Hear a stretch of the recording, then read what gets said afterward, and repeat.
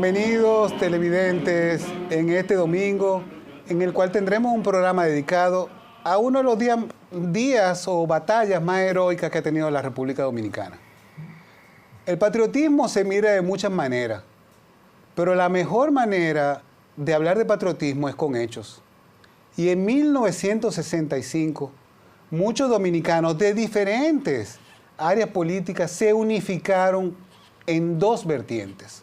Una, la defensa de la constitucionalidad y la democracia. Y dos, la violación de las libertades de los dominicanos. Cualquier otra explicación, cualquier otra tergiversación que han tratado de hacer bajo los años no aguanta el peso de eso. Porque eso no empezó el 24 de abril de 1965. Eso empezó con el golpe de Estado al primer gobierno democrático que venía después de la dictadura de Trujillo. Un gobierno que vino a proponer libertades y un futuro de desarrollo para el país. ¿Y cuánto nos ha costado como nación las conspiraciones que hicieron las élites dominicanas, las iglesias, para acabar con ese experimento de democracia para la República Dominicana? De ahí viene la Revolución del 65. Pero hablemos hoy con nuestros invitados, Fidelio Despradel y Fafa Tavera, de esos antecedentes y después de lo que fue la Revolución de 1965.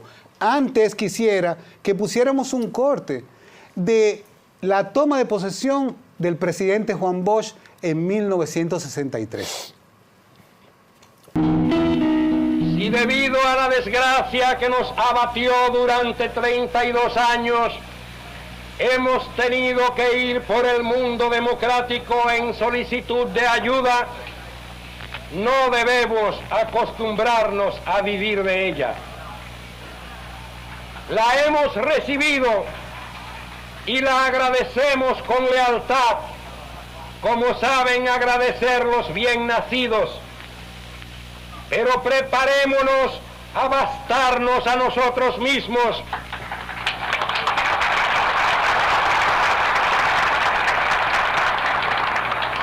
A levantarnos con nuestras fuerzas, a labrar la estatua de nuestro porvenir con manos dominicanas.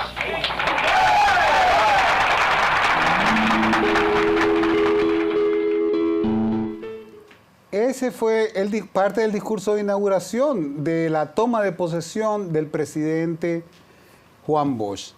Ahora, a nuestros invitados, queremos empezar por Fidelio, presentarle qué representó el triunfo de Juan Bosch, cuál es la importancia de esa constitución. Bueno, el triunfo de Bosch fue el hecho más significativo de esos años en la República Dominicana. Los norteamericanos, Kennedy en particular, había mandado aquí al secretario de Muñoz Marín a la República Dominicana antes de las elecciones, cuando había un clamor de que se organizaran las elecciones, para que le plantearan a todos los grupos de derecha, que aparecieron como 100.000 después que mataron a Trujillo, que estaban aquí, de que rechazaran la propuesta del 14 de junio de hacer una constituyente primero, para que el gobierno que se eligiera con esa constituyente democrática en la República Dominicana. Y entonces ellos, sorpresivamente, este señor convenció a todos esos partidos, porque ellos tenían la convicción de que Viriato Fiallo iba a ganar las elecciones. Ellos sorprendieron al país planteándole las elecciones para el 20 de diciembre, coincidiendo con la constituyente. O sea, constituyente y la elección del presidente. El 14 de junio planteaba constituyente primero, y que en base a lo que diga la constituyente, entonces elegir el presidente. Ellos creían que Viriato iba a ganar, iba a poner su constitución. Y le salió el tiro por la culata. Por eso es, y eso viene más adelante, que la Constitución del 63 refleja el espíritu democrático de los sectores que ganaron las elecciones del 20 de diciembre, que ellos creían que la iba a ganar Unión Cívica con Viriato Fiallo como presidente. Fafa, ¿por qué? ¿Quiénes conspiran contra el golpe? Lo primero es decir, la alegría para mí que es compartir con Fidelio. Somos los afortunados sobrevivientes de esa época, que compartimos desde la clandestinidad el compromiso por el cambio político del país, y que en la dirección también compartimos del 14 de junio. Podríamos tener diferencias, pero el hecho que hoy recordamos es la esencia de la unidad histórica de más trascendencia en el país. Entonces, yo quiero dejar constancia de la alegría para mí que compartir con Fidelio este recuerdo. Porque efectivamente, el deseo de los dominicanos por tener un régimen democrático, por dejar atrás la dictadura de Trujillo, por saber que todo el tiempo de la dictadura de Trujillo fue el abuso y la autoridad en función de los que mandaban, de que el derecho no era una virtud a la que usted podía apelar porque no existía. Nosotros, con esa perspectiva de las elecciones, creíamos que podía iniciarse un gran cambio. Juan Bosch tuvo apenas 5 meses en el poder. Es decir, que el peso de la tradición, de que toda la estructura de la dictadura de Trujillo estaba en pie en la Fuerza Armada, en los grupos que fueron sus beneficiarios y en la sumisión también a Estados Unidos. Ese hecho hace que el planteo de Bosch pareciera imposible de ellos aceptarlo, lo que predominaba en esa época. Y nosotros queríamos empujar la profundidad y la afirmación de esa etapa democrática. ¿Y por qué ustedes querían apoyar la Constitución del 63? Ok, es democrática, fue consultada, pero ¿qué cosas importantes se podían ver en esa Constitución que difieren de lo que ya ha tenido el país hasta ese momento? Sí, pero fíjate, yo quiero decir una palabra, porque Fafa se me adelantó. Yo quiero decirla ahora. Cuando empezó la revuelta, que los militares bajaron hasta el Parque Independencia y repartieron las armas al pueblo, nosotros, tanto un sector donde estaba Fafa y un sector donde estaba Fidelio, planteamos, estuvimos totalmente de acuerdo en esa situación. Y no solamente eso, sino que como estábamos en el medio de una guerra, dijimos, elijan ustedes la persona de su confianza para dirigirnos y nosotros elegimos la persona de nuestra confianza para elegirnos. Y esas 2 personas son los que nos van a mandar durante toda la guerra. Juan Miguel Román, que lo elegimos nosotros, y a Fafa, que lo eligieron los otros compañeros. Pero ¿qué pasa? Que desgraciadamente a Juan Miguel lo matan en el asalto al Palacio y queda Fafa como la persona responsable militar. Aunque yo sustituí a Juan Miguel, pero nunca pretendí jugar el mismo papel con Fafa. Y yo puedo decir aquí, y quería decirlo al empezar, y entonces él me sorprende a mí. Yo quiero decir aquí que Fafa y yo, durante todo el desarrollo de la guerra, aunque tuvimos algunas diferencias, claro está, eso es normal. Antes de ese hecho tuvimos diferencias, pero con el hecho mismo ya teníamos una total unidad. Total unidad, exactamente. E incluso, puedo decirlo, no sé cómo le va a caer a Fafa lo que le voy a decir ahora, que los problemas personales de Fafa, y los míos también, lo discutíamos nosotros en el medio del fragor de la lucha. Así es. Sí, es que eso los problemas personales, yo los recuerdo, no voy a mencionar. Pero lo discutíamos en medio de la lucha porque teníamos una fraternidad, a pesar de las diferencias que arrastrábamos, porque siempre en el movimiento revolucionario y cosas hay diferencias. Y eran ustedes muy jóvenes todos. Pero éramos jóvenes. Pero tú te imaginas estábamos en la misma trinchera, pero nos llevamos muy bien hasta el final de los acontecimientos. Él con su estilo y yo con mi estilo. ¿Qué edad de ustedes tenían en ese momento cuando estamos hablando de la revolución? Fafa 38 debe haber. Usted tenía, ¿cuánto? 27 años, 28, 26 años tú tenías, Fafa. Teníamos 26 años más o menos. Más o menos. Yo ¿verdad? igual. Oye, Fidel nació en el 37 y yo en el 38, éramos casi contemporáneos. Sí, sí, sí. Y, señores, ustedes hablan de que se unieron los grupos conservadores para tumbar a Bosch. Pero, ¿qué pasó? ¿Cómo hemos llegado de ese derrocamiento a la Revolución de Abril? ¿Qué fue lo que pasó? ¿Cómo fue ese proceso? Fíjate, ocurrieron dos grandes acontecimientos muy importantes. En primer lugar, el mismo 25 día del golpe, Fernández Domínguez, que Fafi y yo lo habíamos conocido unos días antes de que Francis nos lo presentó, cuando él vino a presentar la fórmula de Guzmán y cosas.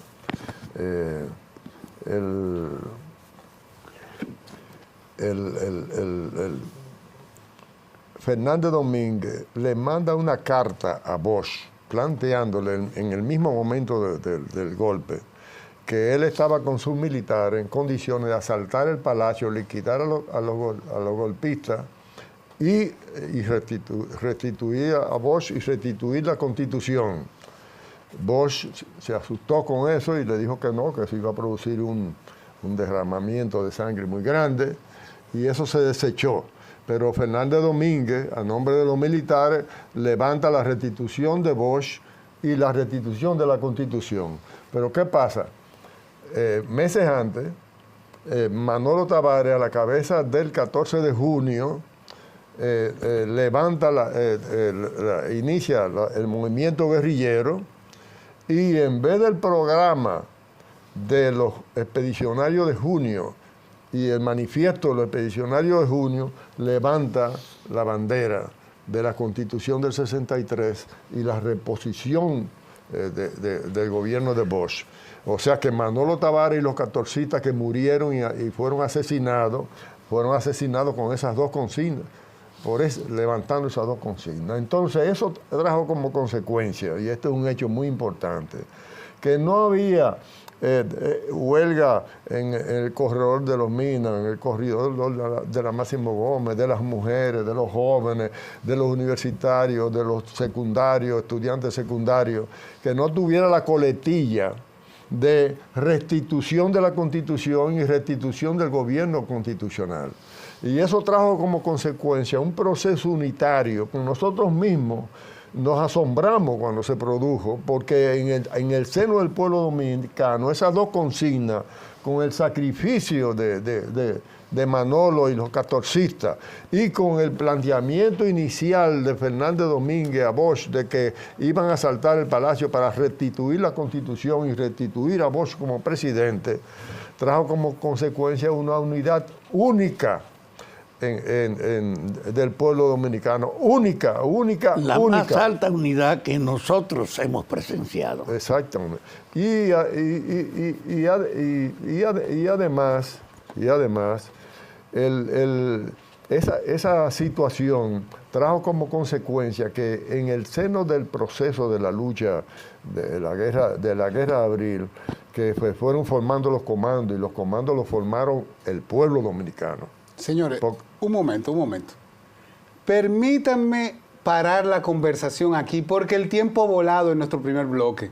Quédese con nosotros, que esto sigue poniéndose interesante, para que conozcan una gesta épica y conozcan lo que es patriotismo de verdad. Quédense con nosotros. Volvemos a nuestro programa, y ahora quiero que todo el televidente se imagine que estamos en 24 de abril de 1965. Los primeros conspiradores militares ya se han acercado para derrocar el gobierno inconstitucional de los golpistas que formaron ese triunvirato que tanta sangre le había costado al país. Está eso armado. En Palacio, entre los cuarteles militares, suena todo este levantamiento. Pero ¿cómo se enteró la población dominicana de que eso estaba pasando? Yo estaba en la Caracas 110, donde vivía en ese momento, y escuché en el programa Tribuna Democrática que el Partido Revolucionario transmitía a las 1:30 por radio comercial, cuando Peña Gómez hizo un anuncio diciéndole a la gente que había recibido la información de que el capitán Peña Taveras en el campamento 27 de febrero había iniciado un levantamiento para reclamar el retorno al poder del gobierno que el pueblo se había dado, 1965. Estaba con un sargento amigo mío que estaba en la policía y que estaba en casa. Me dijo, qué vaina, ahora yo tengo que regresar otra vez a la fortaleza. Él está vivo. Pero fue una experiencia que yo no pude nunca olvidar, porque la pregunta fue, ¿y ahora qué hacemos? Y ahí vino la comunicación de nosotros en toda la tarde del sábado y nos convocamos como dirección del 14 para el domingo en la mañana. Y es ahí, el domingo en la mañana, donde nosotros decidimos un hecho.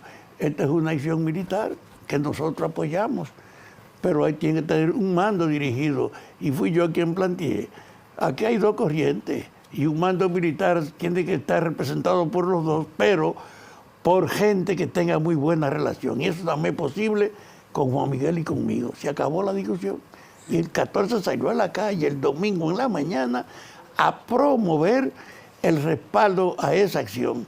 Eso nos unificó a nosotros.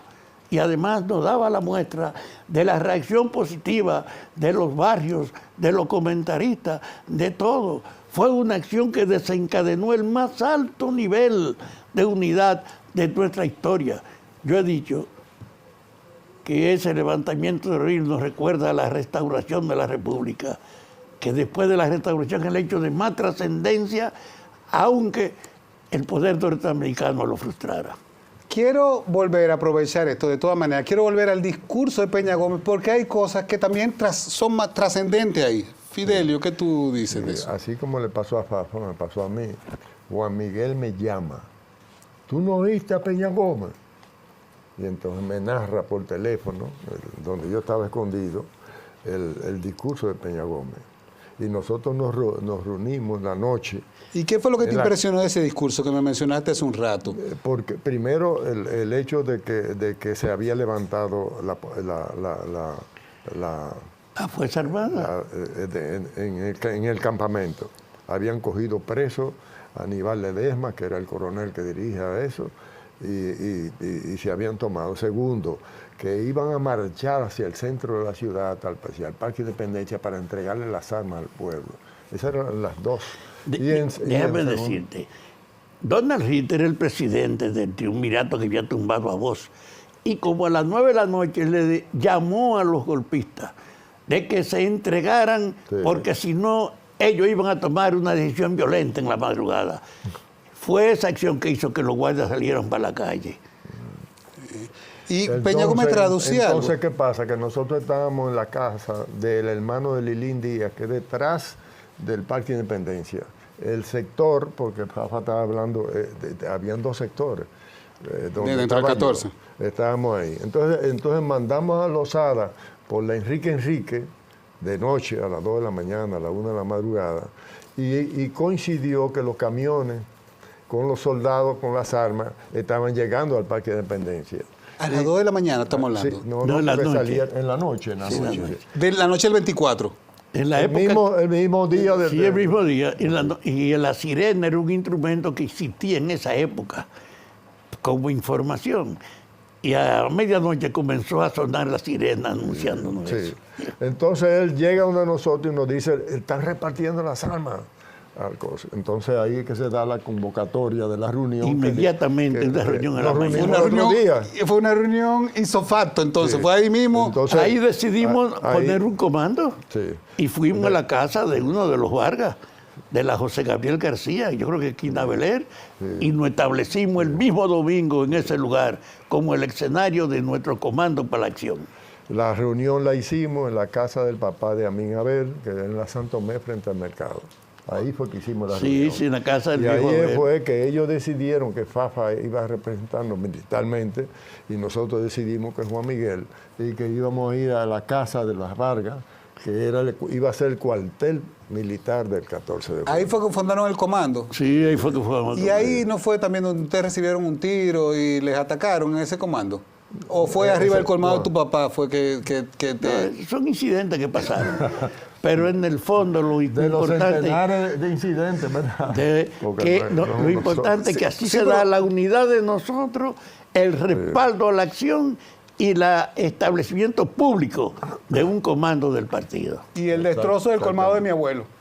También para mencionarlo, como uno de esos cientos de incidentes. El pobre abuelo. Ahí es que yo decía ahorita que después que muere Juan Miguel en el asalto al palacio, Fafa queda como el otro que habíamos decidido eso.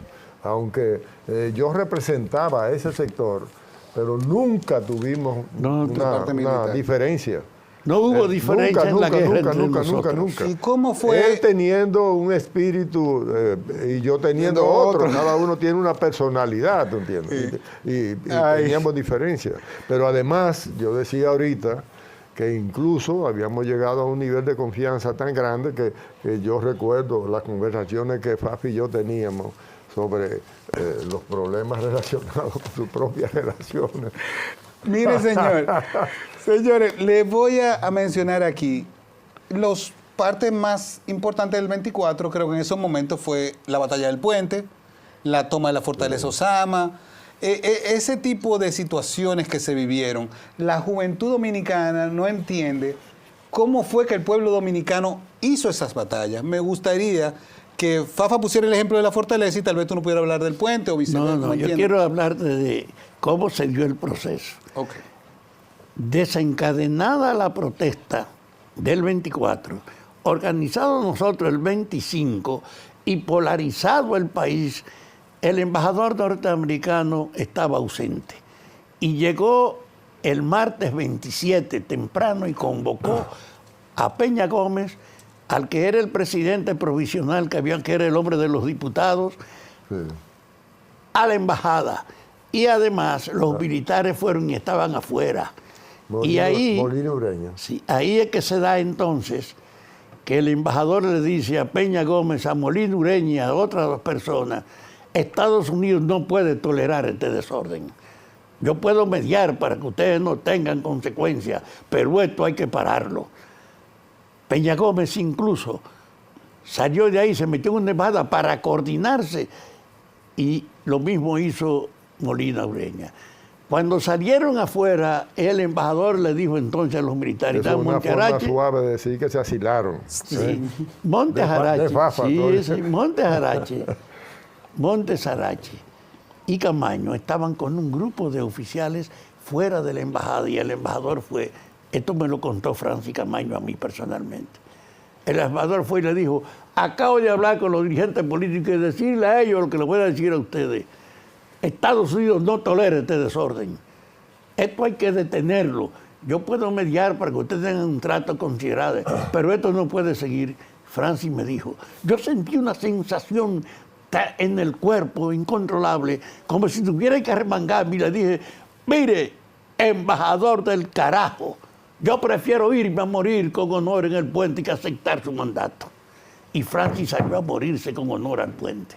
Exactamente. Y en el puente nosotros también teníamos ya organizada la unidad del 14, que eran 50 muchachos, 5 grupos de 10 armados, con lo que Juan Miguel y yo podíamos estar allá. 5 grupos de 10 armados, o sea, 50 personas armadas. Tenía el 14 de junio, que lo hizo con todo el mundo temprano. Sí. Entonces, con Juan Miguel allá, él y yo, en el puente, participamos en lo que fue el momento crucial de la lucha. El CEFA, que era el centro de la reacción, informado de lo que ha hecho la embajada, creía que venía de robo y concentró 9 tanques que uno lo vio entrar por el puente pensando que iba a tomar posesión. Francis y ahí nosotros, coordinándonos al valor de la lucha, cuando venían y nos tiraban, nos metíamos en las calles laterales y ellos pasaban. Nosotros terminamos liquidándole la infantería que tenían los tanques y quitándole los tanques. En tal envergadura que yo me llevé un tanque para el comando de nosotros. Ese viernes nosotros habíamos tenido la conciencia de haber derrotado el intento de ellos. Y entonces Francis y yo teníamos una diferencia. Él era el jefe de los cascos blancos, que era la unidad represiva del país. Y yo era el responsable de prensa y propaganda del 14. Y en un día de aniversario de Fidel, que es 62-63, del 26 de julio, en el 14 teníamos la bocina en el Conde Quinahosto, hablando de ese impacto de la Revolución Cubana. Y fue Francis con 2 cargamentos. Y como yo era el hombre de propaganda, tuve que bajar. Coronel, ¿qué pasa que usted no pone aquí toda esta ocupación? Tiene 3 minutos para que calle esa bocina, me dijo. Y yo seguía hablando. Tiene 2 minutos para que calle la bocina. Y yo seguía hablando. Y como yo tiene 1, yo salí corriendo. Entonces nos sacaron a todos de allá a tiro porque nos tumbaron la cortina. Teníamos ese antecedente. Pero el 27, yo lo cuento, el 27 en la noche, después de la sobrevivencia en el puente, me dicen, estando yo en el local de nosotros ya, de las Vargas, mira, allí está Francis. Y yo dije, déjame a verlo. Y cuando fui, entré, tenía un grupo de militares, y dije, coronel, aquí está Fafa Tavera que quiere hablar con usted. Y él se volteó. Tenía un plato esmaltado, comiendo salchichón y yuca con la mano. Lo dejó, nos abrazamos sin decir nada. Ahora podemos hacerlo todos juntos, me dijo. Y es ahí, esa noche, donde él plantea que había que concentrarse en 2 cosas. En tomar la policía, que era la concentración de la fuerza, y la fortaleza Osama, que estaba ahí. El 27, vamos a vernos mañana para que coordinemos eso. Y cuando nos reunimos por la mañana, oímos el juicio, la información de que el presidente Lyndon Johnson había ordenado el desembarco de 500 infantes de marines para que protegieran la embajada de Estados Unidos ante el desorden que se había creado. Permíteme además, para que la sociedad dominicana, los jóvenes que no vivieron ese momento, los que quieren negar la historia, vean lo que dijo Lyndon B. Johnson, que le comunicaron militares dominicanos a él.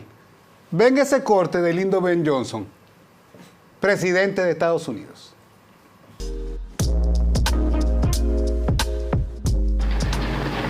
I've ordered the Secretary of Defense to put the necessary American troops ashore in order to give protection to hundreds of Americans who are still in the Dominican Republic and to escort them safely back to this country. This same assistance will be available to the nationals of other countries, some of whom have already asked for our help. Pursuant to my instructions, 400 Marines have already landed. General Wheeler, the chairman of the Joint Chiefs of Staff, has just reported to me that there have been no incidents. We have appealed repeatedly in recent days for a ceasefire between the contending forces in the Dominican Republic in the interest of all Dominicans and foreigners alike. I repeat this urgent appeal again tonight. The Council of the OAS has been advised of the situation by the Dominican ambassador, and the Council will be kept fully informed. Fidelio, dime tu opinión de...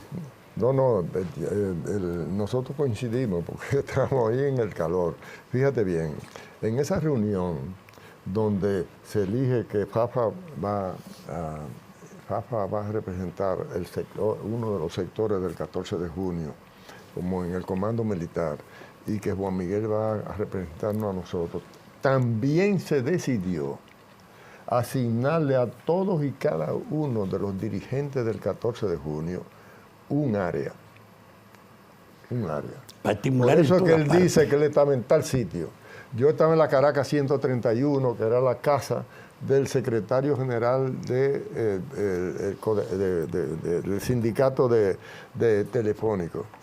La Caracas 131, eso no es lo Lo que distribuimos en la ciudad. Eso no fue donde mataron que bombardearon una vez ahí. Eso es el comando Cucaracha o algo. Ah, no, eso era otro. La cosa es que nosotros repartimos a todos los hombres y mujeres del 14 de junio en distintas zonas, incluyendo la zona norte, porque pusimos a Roberto Bellé como responsable y ahí estaba Cocuyo y estaban una serie de compañeros en la zona norte, o sea, de San Martín para arriba.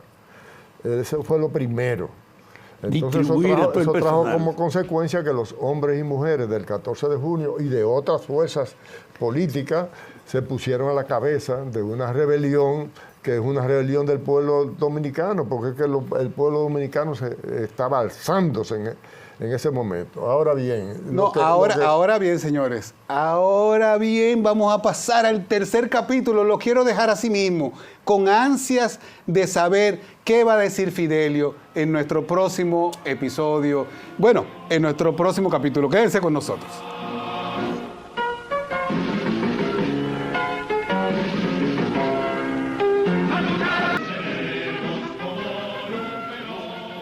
Fafa y Juan Miguel están dirigiendo a todos los hombres y mujeres del 14 de junio que ya lo habíamos distribuido en la ciudad capital. Incluso en el Cibao también, porque alertamos a Homero y alertamos a otros dirigentes. Entonces,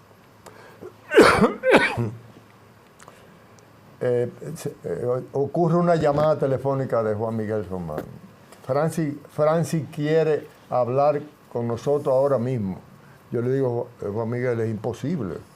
La ciudad ha sido dividida en sectores y en cada sector tienen una consigna particular para ese sector y el que no respondía a la consigna, cuando le dije... Le puede pegar un tiro, como una contraseña, ¿no? Y pasó esa situación. Pero él dijo que Franci dice que es urgente que vengan. Entonces, en una forma u otra fuimos por el padre Villini, estuvieron a punto de matarme porque alto, consigna. ¿Y tú te la sabías? Y yo me apié, yo no sabía de él, porque cada sector tenía una consigna distinta. Entonces yo salgo y digo, yo soy dirigente del 14 de junio y Francis nos acaba de llamar para una reunión. Llegamos a la reunión y en la reunión Francis lo que nos dice es lo siguiente. El general Montaguerrero viene desde el sur profundo de Pedernales recogiendo guardias para llegar al cuartel general que está detrás de la Manicera y caerle por la espalda a la rebelión que estaba en camino. Nosotros vamos a asaltar mañana en la madrugada la fortaleza Osama, pero necesitamos que un contingente de hombres y mujeres de ustedes, de los distintos grupos, porque estaba el Moreno y estaban otras personas, detengan a Montaguerrero en la Máximo Gómez, para que no nos coja de espalda a nosotros. Y entonces nos juntamos con Francis en esa reunión que Rafa estaba hablando hace un momento. Y Francis nos da una explicación detallada de lo que estaba haciendo Montaguerrero y que venía caminando y que iba a entrar por ese cuartel que queda cerca de la Manicera, aquí en el norte. Por ahí iba a entrar y iba a agarrar por la espalda a los sectores constitucionalistas. Entonces, ahí nosotros estaban el Moreno, estaba Henry Acosta que dirigía el sector de San Carlos, estaba yo, estaba Rafa, estaba Juan Miguel, en fin, estábamos todos los que nos habían llamado. Y nosotros mandamos a Henry Acosta a buscar el contingente en San Carlos, que era muy numeroso. Bajó, dijo que él iba a aportar 50 hombres cuando habló con nosotros. El Moreno dijo que iba a aportar 30 y así dividimos una tropa grande para ir a la Máximo Gómez, a parar a Montaguerrero. Pero ¿qué pasa? Cuando Henry bajaba con la gente, consigna, pero no se la sabía, en la 16 de marzo, la paralela a la 30 de marzo. Y entonces se quedan callados y le dan un tiro aquí al chofer. Y Henry llega al cuartel donde estábamos todos ensangrentados, no había podido hacer el trabajo que tenía que hacer, y ya era casi de madrugada. Entonces nosotros planteamos ahí, regresen a su sitio, que cuando en la madrugada vamos a comprobar si es cierto que van a asaltar la fortaleza, y vamos a estar ahí todos. Por eso es que a Fafa lo hieren ahí en la Padre Villini, porque fue el tanquista que tiró en el momento en que estaba pasando por al lado. Y eso es una cosa del carajo. Pero la fortaleza estaba rodeada por el pueblo con cuchillos y con escopeta y con lo que sea. Miles de personas. Miles de personas. E incluso dos aviones vinieron y nos metrallaron para dispersarnos. Y ahí es que se da el hecho de que Lora Fernández representaba a Francia y yo estaba el 14 de junio, éramos los dos que estábamos ahí. Y cuando vinieron los tiroteos se disgregó todo el mundo. Y entonces el hombre que era el artillero del tanque que trajo Lora Fernández era un cefa que se desapareció y dejó el tanque vacío. Ahí es que se da la posibilidad entonces mía. No se preocupen, coño, que yo soy artillero.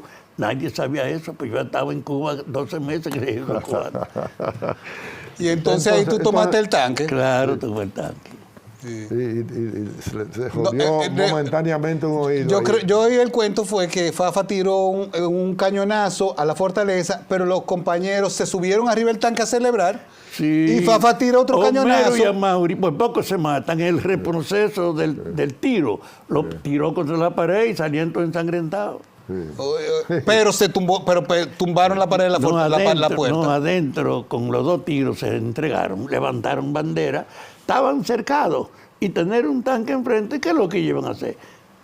Ahí no hubo grande cantidad de muertos, fueron heridos lo que hubo.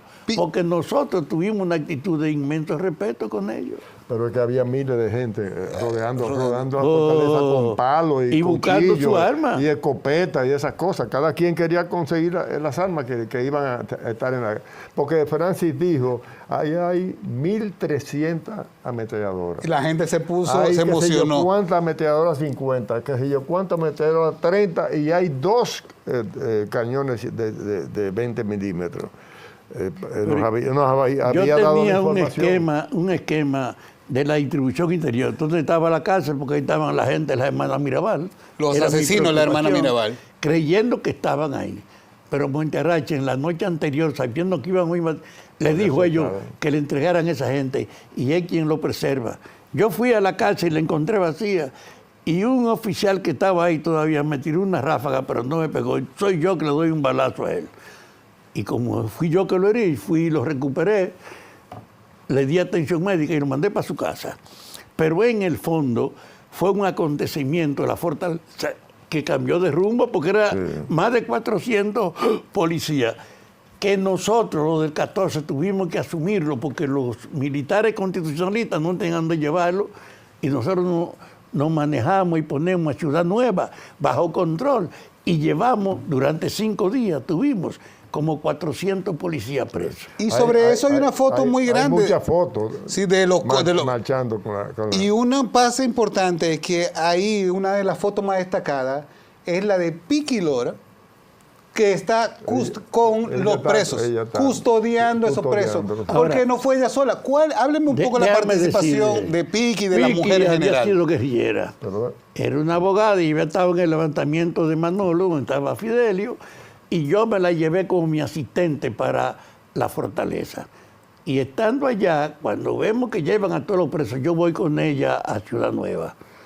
Le digo, yo quiero una representación de ustedes. Y vinieron 5 oficiales. Y ahí se da el diálogo. Y yo, mire, esta mujer que está aquí es para servirle, para realizar cualquier colaboración. Nosotros no tenemos ningún odio, sino que esto es un problema de otra naturaleza. Y pueden contar con ella. Pero yo le voy a dar una orden a ella delante de ustedes. Piqui, el que te falte el respeto, mátalo, que la guerra no es un relajo. Nunca eso hubo era, protesta. Eso era en el cosa De paz.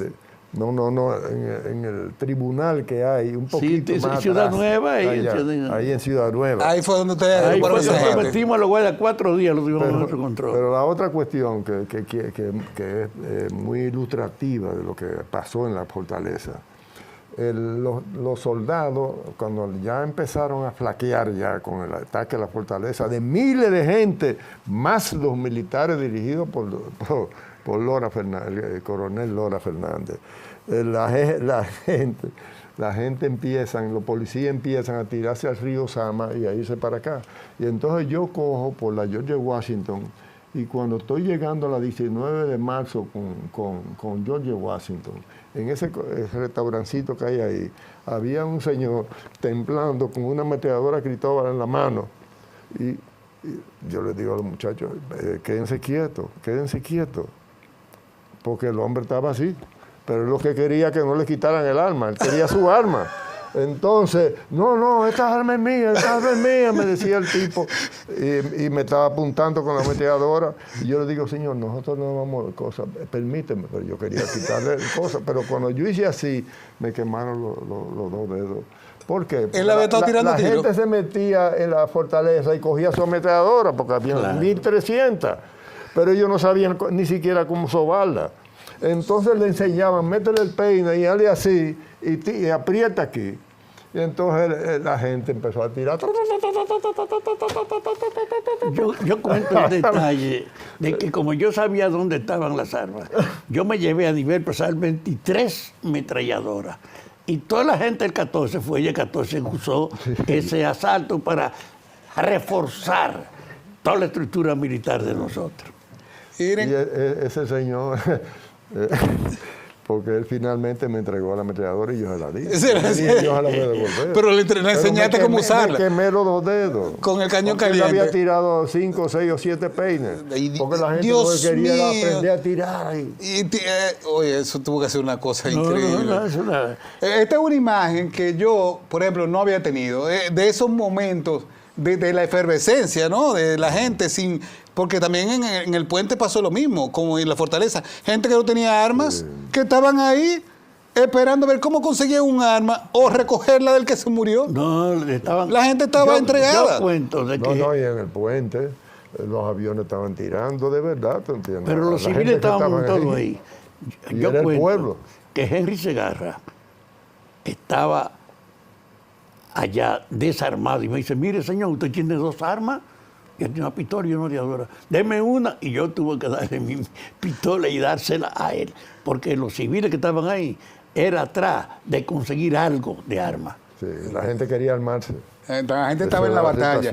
¿Cómo fue la participación de la mujer dominicana? Y primero hablemos de los artistas. Miren algunas de las cosas que se fueron creando allá. ¿Cuál fue la importancia de los artistas en la revolución? Mira, Domínguez. Asdrúbal Domínguez. Ese era de los principales. Ahora, Silvano era la cabeza de los artistas gráficos y dejó muchísimas imágenes. Pero ahí había una cantidad grande de artistas Es una imagen que hicieron, icónica. porque todo eso es de los artistas que estaban allá en la zona constitucionalista, todo eso. Y la ciudad se llenó de ese tipo de afiches. Y Asdrúbal jugó un papel importante, Silvano Lora, y varios pintores, ¿cómo se llama este? A mí se me olvidan los nombres, pero era un grupo grande de artistas que empezaron a pintar situaciones y a pegar en las paredes. Y las paredes se llenaron de ese tipo de afiches. Y Silvano hizo un afiche que después lo maltrataron y lo dañaron en el sitio donde mataron a Jack Bio, donde se metió el mortero y le rompió las piernas. Que eso era una preciosidad porque él llenó la pared entera. Todavía ustedes pasan y ven los rastros de una pintura gigantesca en esa calle de la José Reyes para arriba, después que uno pasa a la San Martín, ¿cómo que se llama esa calle? Donde estaba la cosa el sindicato de comerciantes y cosas. ¿Cómo que se llama eso? Fafa, ¿cómo, donde mataron a Javier, usted dice? Donde mataron a Javier, esa calle, como que... ¿Cómo bueno, se no llama, importa. Fafa? Okay. Pero él es paralela a la Duarte. Javier era un haitiano que era parte del movimiento, porque los haitianos que estaban en la guerra, nosotros lo pusimos de ser los que iban a manejar técnicamente las armas, lo que serían de los mecánicos. Eran mecánicos. Mecánicos eran ellos. Era mecánico, Y ayudaron Javier a... tenía una muy buena relación con todos nosotros, nosotros lo conocíamos. No, fue de un gran impacto la muerte de Javier, por ahí Ayuso, creo que hasta un poema le compuso No, a todo el Javier, mundo le dio un reconocimiento. a Tony, porque vinieron muchos extranjeros que se integraron a la causa, italianos también. Sobre todo, yo creo que ahora con la crisis frente a Haití, vale la pena destacar esa experiencia de la participación de los haitianos con nosotros en la lucha del 65 y entre ellos un hombre como Javier, que murió en ese combate. No, y los que estaban en el Parque Independencia era un comando completo de militares haitianos. Ahora, como se está terminando el tiempo, yo quiero decir algo que ustedes pueden considerarlo como fuera de orden, pero yo quiero decir algo muy importante. Fafa y yo teníamos muchísimas contradicciones antes de este acontecimiento. Y cuando decimos Juan Miguel representa un sector y Fafa representa otro sector, es porque reconocíamos que existía esa situación. Pero a Juan Miguel lo matan a los 3 días y queda Fafa. Entonces, Fafa y yo nos pasamos la guerra entera coordinando y discutiendo incluso cuestiones personales que no quiero repetirlas aquí, que él me contaba a mí porque yo no tengo tanta comunicación. pero yo hablaba con él situaciones muy incómodas. Estoy diciendo esto para los que me están oyendo, porque en este país los jóvenes no pueden seguir dividiéndose por tonterías y dividiéndose por cuestiones. Aquí hay que producir en la República Dominicana la unificación principalmente de los jóvenes, porque este país necesita los cambios democráticos que no se han hecho en todo su contenido y en toda su dimensión, no se han realizado en la República Dominicana. Y son los jóvenes el cuerpo principal que se necesita para eso. Y el estímulo principal tiene que venir de los jóvenes. Entonces tienen que aprender de estas cosas que le estamos diciendo de la guerra de abril. Fafa y yo 6 meses, 7 meses, con 1 millón de acontecimientos juntos, cuando teníamos muchísimas contradicciones, pero esas contradicciones las pusimos en segundo plano. Déjame decirle a propósito de la elección de Fidel. En 1928 yo produje, con motivo del 5º aniversario del descubrimiento, un libro, Refundar la República. Era una intuición. Hoy es una necesidad que pensemos que hay que enfrentar los problemas con una conciencia unitaria. Y en ese orden, la participación y la memoria de la guerra nos puede ayudar a saber que no es solo frente a Haití, como ha dicho el gobierno, que quiere el compromiso de los otros. En la educación, en la salud y en la justicia hay que lograr acuerdos nacionales para mejorarla, porque no podemos ignorar de que queda pendiente las aspiraciones de aquel cambio de tener un país decente y democrático. Y la demanda de las mujeres. Y sobre todo la demanda de las mujeres, que tuvieron una participación importante en la guerra. Y que todavía están pendientes, y que ahora mismo el Congreso Nacional está pendiente de hacer algo justo con las 3 causales que prometió el gobierno que está ahora mismo en el poder, y por el que vamos a seguir pidiendo y exigiendo que eso se cumpla. Pero con esto, señores, queremos terminar esta historia tan linda de la República Dominicana y recordarles que la democracia es frágil, que la mentira afecta a la democracia. De Estados Unidos está perdiendo sus democracias. Nosotros tenemos que estar atentos y cada vez más firmes para luchar contra los enemigos de la libertad. Buenas noches y hasta la próxima.